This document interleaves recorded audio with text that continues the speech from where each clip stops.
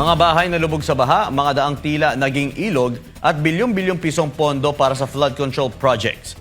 Sa pagbisita ni Ombudsman Remulla sa Cebu, nagbabala ang ahensya laban sa mga mapapatunayang sangkot sa anomalya at ghost projects. Narito ang buong ulat ni Jim Reviosa.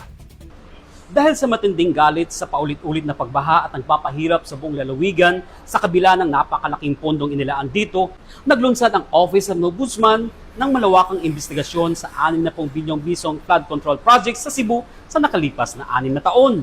Sa isang mahalagang pahayag sa media sa kanyang pagbisita sa Cebu, siniguro ng Ombudsman na susundan ng tagapag-usig ang pera, digital coordinates, mga ebidensya upang matukoy kung ang perisyo sa Cebu ay dulot ng maling engineering o ng tahasang pagnanakaw sa kaban ng bayan.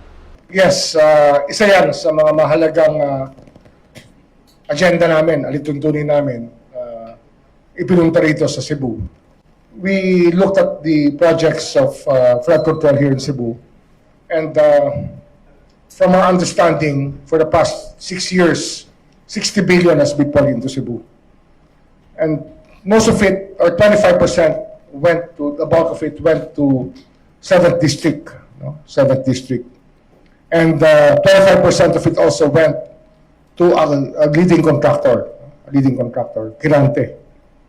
Inihayag ng Ombudsman na gagamit ang mga investigador ng modernong digital mapping tools at GPS coordinates upang ikumpara ang tunay na kinalalagyan ng mga proyekto laban sa mga kontrata sa papel.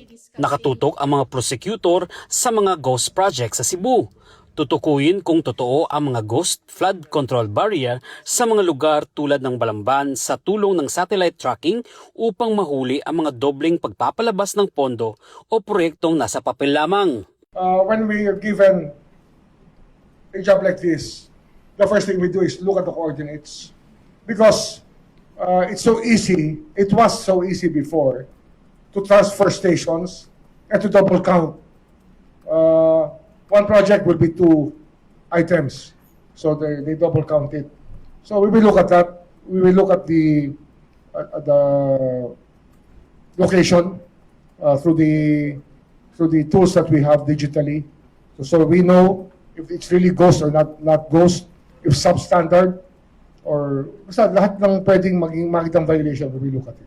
Imbestigahan ang mga kontratistang nagtitipid sa mga bahaging hindi nakikita ng publiko. Binanggit ng Ombudsman ang sistema sa Luzon kung saan ang dapat na 14 na metrong sheet pile foundation ay ginawang 4 na metro na lamang sa ilalim ng tubig.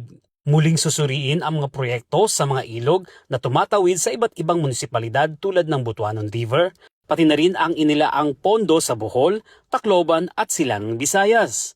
Binatikos din ng pinuno ng Ombudsman ang mga politikong nakikinabang sa mga pondong sila mismo ang nag-aproba sa Kongreso at tinawag itong kabuang pagkasira ng itikong pampubliko. Yung contractors, ano yan it's impunity at its highest point. When the people who are supposed to make the law, break the law. Diba? It's something that we have to stop from happening already. Pag yung iyong mayor at iyong congressman, parehong contractor, paano na tayong lahat yan? Umiiral na rin ngayon ang mga lifestyle check laban sa mga regional directors ng Department of Public Works and Highways, mga district engineer at mga kilalang pampribadong kontratista na nakakuha ng mga proyekto ng walang pampublikong bidding. Upang tugunan ang pagkadismaya ng publiko sa mabagal na paggulong ng hustisya, inihayag ng Ombudsman ang agarang pagpapadala ng 20 bagong abogado para patatagin ang Ombudsman Visayas Office sa Cebu City. I have committed to hire more lawyers here, and we will get 20 more lawyers to serve in the Ombudsman Visayas Office.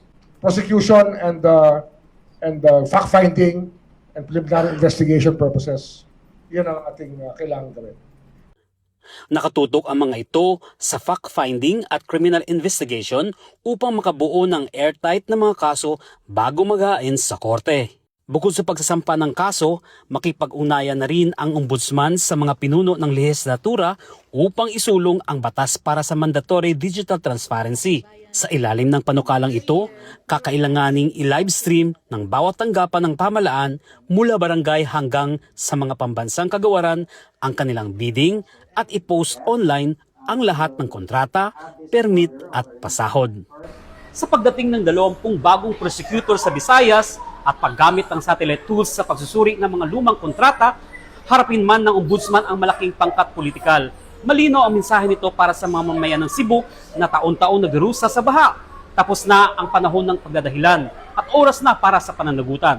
Mula dito sa Cebu, para sa Diyos at sa Pilipinas nating mahal, Jim Reviosa, SMNA News.